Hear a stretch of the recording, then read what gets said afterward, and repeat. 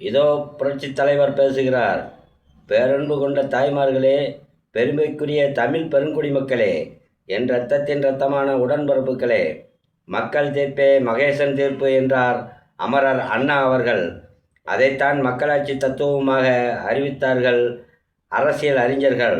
மக்களுக்காக, மக்களால், மக்களே அமைத்து கொள்ளுகிற ஆட்சி மக்களாட்சி. அந்த மக்களாட்சிக்கு அஸ்திவாரம் போன்றதுதான் மக்களின் வாக்குரிமை.